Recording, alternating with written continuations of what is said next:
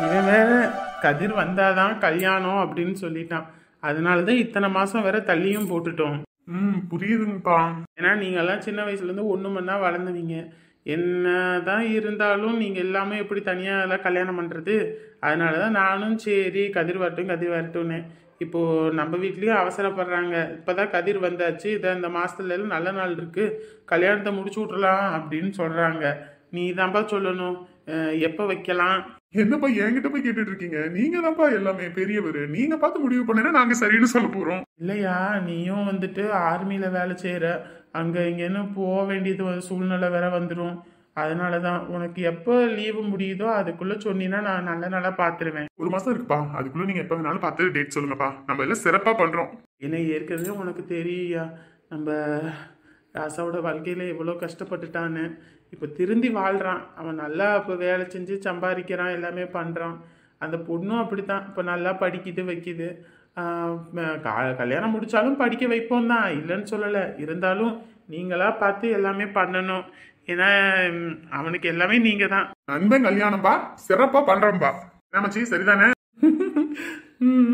பாத்தீங்களாப்பா, மாப்பிளைக்கு இப்பயே வெக்க வந்துருச்சு. ஏமாச்சான் நீ வேற கலாய்ப்படா. வெளியே போய் ஃப்ரெண்ட்ஸை பார்த்துட்டா வீடே அவருக்கு இருக்கிறது மறந்துடும். வரட்டும் வரட்டும், இன்னைக்கு என்ன பண்றேன்னு பாரு. ஃபோன் பண்ணி இன்னைக்கு போடுன்னு போடுறேன். அங்கே ராணுவத்தில் கேம்பில் இருக்கும்போது தான் வருவார்னு இவருக்காக நான் பார்த்துட்டே இருக்கணும். இங்கே வந்தால் வீட்டில் என் கூட டைம் ஸ்பெண்ட் பண்ணுறதில்ல, ஃப்ரெண்ட்ஸ் கூட போய் தான் டைம் ஸ்பெண்ட் பண்ணுறது. சரி மச்சி, இந்த ஃபோன் வந்துருச்சு, நான் கிளம்புறேன். சரி மச்சி, இந்த கிளாஸ் வரேன். நல்ல பையன். ஹலோ சொல்லு கண்மணி. போனவன்னா அப்படியே இருந்துடுறது. வீட்டில் ஒருத்தி இருக்காளே, நமக்காக காத்துட்டு இருப்பாளே, அதெல்லாம் உங்களுக்கு தெரியாதுல்ல? ஹலோ என்ன ஆச்சு? இங்க வந்திருக்கும் போது என்ன சொன்னீங்க? 24 மணி நேரமும் உன் கூடயே தான் இருப்பேன், நான் எங்கேயுமே போக மாட்டேன் அப்படி இப்படின்லாம் சொன்னீங்க.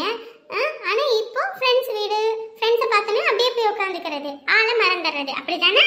ஐயோ இப்படி கோவப்பட்டா எப்படி? இத்தனை நாள் பொறுமையா போயிட்டேன், ஆனா இதுக்கப்புறம் பொறுமையாலாம் போக இருக்க மாட்டேன். ஐயோ இப்படி பொங்குனா அப்புறம் நான் என்ன செய்வேன்? நீங்க பாட்டுக்கு உங்க ஃப்ரெண்ட்ஸ் வீட்லயே இருந்துக்கோங்க, நான் கதவை பூட்ட போறேன்.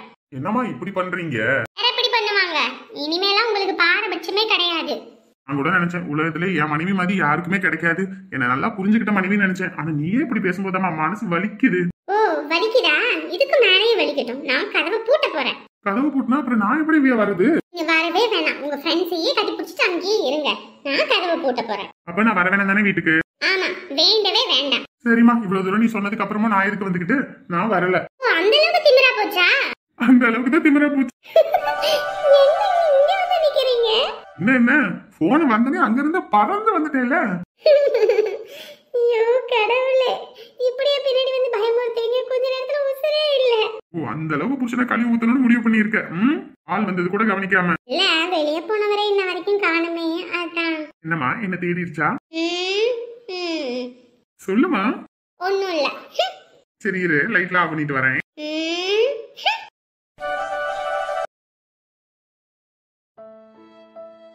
அவங்க மட்டும் வரலன்னா உங்களுக்கு பிடிச்ச சாரீஸ் எல்லாம் எடுத்துட்டு வந்திருக்கலாம். அவங்க பேசின பேச்சுல எனக்கு மூட் ஆஃப் ஆயிடுச்சு. எம்மாடி என்னாச்சு? என்ன அம்மானு கூப்பிட்டல்ல, என்னை இதுக்கு முன்னாடி யாருமே அம்மானு கூப்பிட்டதில்லடாமா. அதான் ரொம்ப சந்தோஷமா போச்சுடா. இதுல என்ன இருக்கு? நான் வேற ஒரு விஷயம்லாம் கூட நினைச்சு வச்சிருக்கேன், அதெல்லாம் நடக்கும்போது பாருங்க தெரியும். வேற ஒரு விஷயமா? ஆமாம்மா, அப்பாவை பொறுத்த வரைக்குமே அவர் அம்மா மேலே ரொம்ப உயிராகவே இருப்பார். 2 பேருமே ஒரு மேட் ஃபார் ஈச் அதர்னே சொல்லலாம்.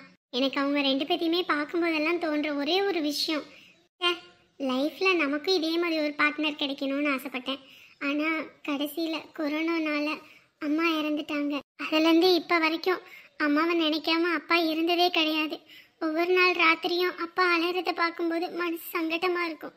அதனாலேயே எனக்கு கல்யாணம் ஆகிறதுக்குள்ள அப்பாவுக்கு ஒரு கல்யாணம் பண்ணி வைக்கணும்னு நினச்சேன். அதுக்காக நான் அப்பா கிட்ட டெய்லியும் கேட்டுகிட்டே இருப்பேன். ஆனால் அப்பா முடியவே முடியாது, அம்மாவை தவிர வேறு யாரையும் என்னால் மனசால கூட நினச்சி பார்க்க முடியாதுன்னு சொல்லுவார். அந்த டைமில் தான் நீங்கள் வந்தீங்க. கொஞ்ச நாள் அந்த பேச்சு பேசாமல் இருந்தேன். இப்போ உங்களோட கதையெல்லாம் கேட்டதுக்கப்புறம் உங்களுக்கு ஒரு வாழ்க்கை துணை வேணும், அப்பாவுக்கும் ஒரு வாழ்க்கை துணை வேணும்னு தோணுச்சு. அதான் நானே உங்ககிட்ட அப்பாவை கட்டிக்கிறீங்களான்னு கேட்கணும்னு நினச்சேன். அதுக்குள்ள இப்படி ஆயிப்போச்சு. எம்மாடி என்னம்மா சொல்ற? இந்த மாதிரிலாம் நான் நினைச்சிட்டு வரவே கிடையாதுமா. ஐயா யாரு, நான் யாரு? ஐயா போலீஸ், ஆனா நான் திருடி, ஏமாத்துக்காரி, துரோகி. ஐயோ, நான் ரொம்ப கேவலமான பிறப்புமா. என்ன அப்படி சொல்றீங்க? இப்போ நீங்க திருந்திட்டீங்கம்மா. உங்களோட கதையெல்லாம் கேட்டதுக்கு அப்புறம் உங்களுக்கும் ஒரு வாழ்க்கை துணை வேணும்னு தோணுச்சு. அதான் நீங்க அப்பாவை கட்டிக்கிறீங்களா? எம்மாடி, இதெல்லாம் தப்புமா. இப்படி ஒரு வார்த்தையை பேசாதம்மா. கல்யாணத்துக்கு அப்புறம் நான் உங்களை டிஸ்டர்ப்லாம் பண்ணவே மாட்டேன். நீங்க 2 பேரும் சந்தோஷமா இருக்கணும், அது மட்டும் தான் எனக்கு வேணும். அப்பாவை கட்டிக்கிறீங்களா? பாப்பா, நான் அப்படியெல்லாம் நினைக்கலப்பா. நீ என் அம்மானு கூப்பிடு, அது எனக்கு அவ்வளோ பெரிய சந்தோஷம். ஆனா ஐயாவை போய், ஐயோ அது ரொம்ப தப்புமா. நான் அப்பா கிட்ட பேசினா அப்பா ஒத்துக்கிட்டா நீங்க ஒத்துப்பீங்களா? அதை மட்டும் சொல்லுங்க. பாப்பா, இதெல்லாம் நீ பேசக்கூடாது பாப்பா, கம்முனு இரு.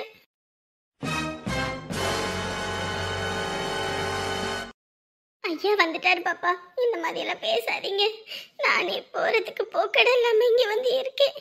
நீங்க இப்படி எல்லாம் சொல்றது ஐயாவுக்கு தெரிஞ்சா என்னை வீட்டுக்கு இதை துரத்திட போறாரு. எனக்குமே பொண்ணல்ன்ற கவலை நீங்க என்ன அம்மானு கூப்பிடும் போது வந்துருச்சு. நான் உங்களுக்கு எல்லாமே செய்வேன் பாப்பா, ஆனா இந்த மாதிரி மட்டும் வேண்டாம் பாப்பா.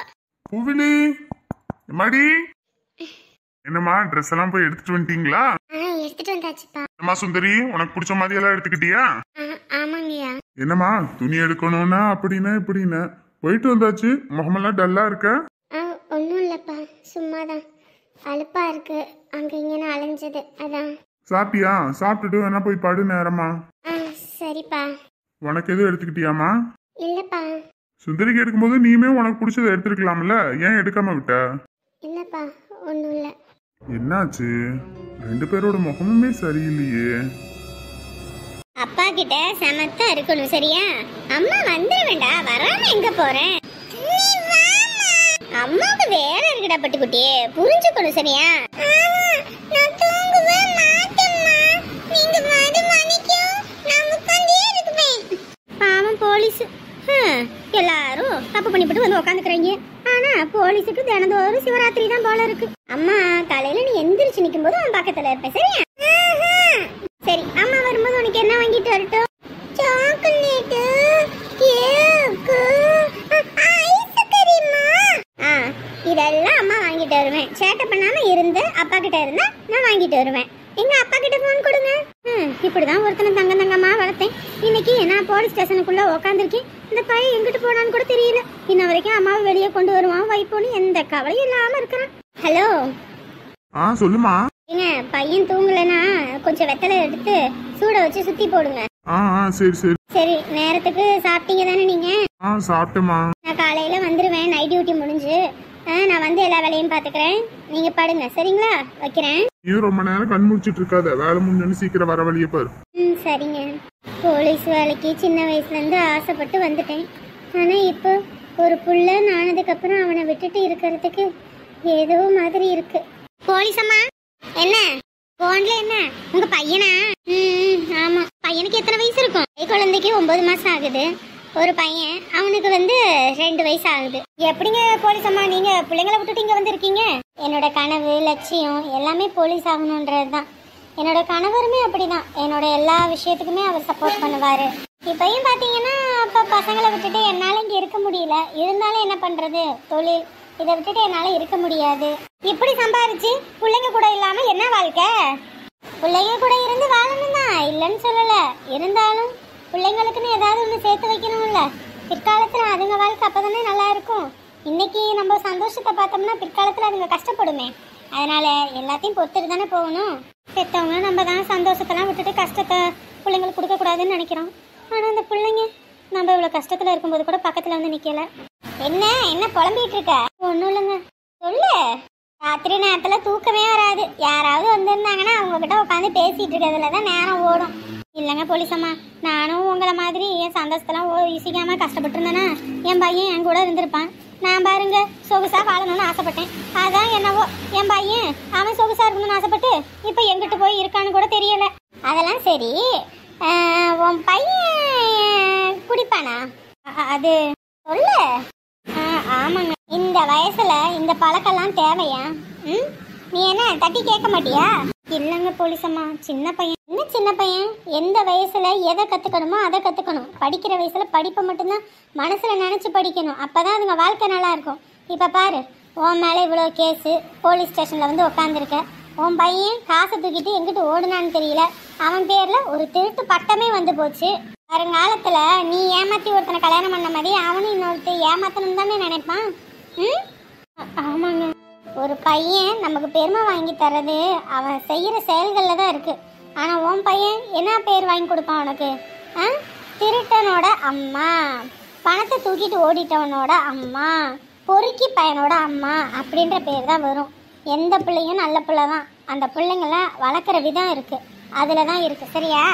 புரியுதுங்கம்மா.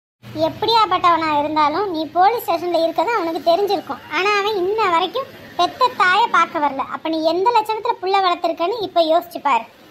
புரியுதுங்க. புரிஞ்சு என்ன பிரயோஜனம்? விட்டுட்டியே, இனிமே அவனை பிடிக்க முடியுமா? நீங்க சொல்லும் போதுதான் எனக்கு உரைக்குதுங்க. அவன் எங்க போயிருக்கான், என்ன ஆயிருக்கான்னு உனக்கு உண்மை தெரிஞ்சா சொல்லிடு. ஏன்னா நாளைக்கு கோர்ட்ல உன்னை சப்மிட் பண்ணிட்டோன்னு வச்சுக்கவே, அதுக்கப்புறம் ஸ்ட்ரெயிட்டா ஜெயில தான் போய் இருக்கணும். இப்பயே அப்ரூவ் ஆயிட்டேன்னு வச்சுக்கவே ஒரு பிரச்சனையும் இல்லை உனக்கு. சத்தியமாவே எங்க போயிருக்கான்னு தெரியாதுங்க போலீஸ் அம்மா. உனக்கும் வயசாகி போச்சு. இனிமே அடி உத வாங்கினாலும் ஒன்னாலே உசுரோட இருக்க முடியாது. முடிஞ்ச அளவுக்கு சொல்றதுக்கு முயற்சி பண்ணு. அப்படி இல்லையா ஜெயிலில் போய் அடி உத மிதி வாங்கணும். இங்கே மாதிரிலாம் உட்காந்துட்டுலாம் இருக்க முடியாது. சரிங்க போலீஸ் அம்மா. உண்மையை சொல்லிட்டீங்கன்னா நீ பாட்டுக்கு வெளியே போயிடலாம். உன் மேலே இருக்க கேஸும் கம்மியாக தான் இருக்கு. அதனால நான் கூட ஏதாவது ஒன்று பேசி சமாளித்து வெளியே அனுப்புறதுக்கு ட்ரை பண்ணுவேன். அதை விட்டுட்டு நீ பாட்டுக்கு எல்லாத்தையும் மூடி மறைச்சிருவோம் அப்படி இப்படி நினச்சின்னா அப்புறம் உன் இஷ்டம். இவங்க சொல்கிறதெல்லாம் பார்க்கும்போது நம்ம ஜெயிலில் போய் ரொம்ப கஷ்டப்பட போகிறோன்னு தோணுது. நம்ம பையன் இருக்க இடம் நமக்கு தெரியும். அதை இவங்கக்கிட்ட சொல்லிட்டோன்னா அவனையும் எப்படியாவது கூட்டிகிட்டு வந்து ஒழுங்காக அனுப்பி வச்சிருவாங்க. இல்லைன்னா பெரும் பிரச்சனையாக போயிருமே. போலீஸ் அம்மா, இப்போ என் பையனை இருக்கிற இடத்த சொன்னால் நீங்கள் அவனை வெளியே விட்டுருவீங்களா? ஏம்மா, அவன் மேலே எந்த தப்பு அதிகமாக இல்லை. அவன் என்ன தப்பு பண்ணியிருக்கான்? காசு தூக்கிட்டு போயிருக்கான். மொத்த காசு கொண்டு வந்து கொடுத்துட்டு இது பண்ணிட்டானா எந்த பிரச்சனையும் இல்லையே. இருக்கிறான்னு தெரியுமா? அது தெரியுமா? அப்போ சொல்லு, எந்த இடத்துல இருக்கான்னு சொல்லு. அவனை உடனே நம்ம கூட்டிகிட்டு வந்து அவனுக்கு ஆக வேண்டிய வேலையை பார்ப்போம். அவன் மறுபடியும் படிக்க கூட செய்யலாம். சரி, எந்த இடத்துல இருக்கான்னு சொல்லு.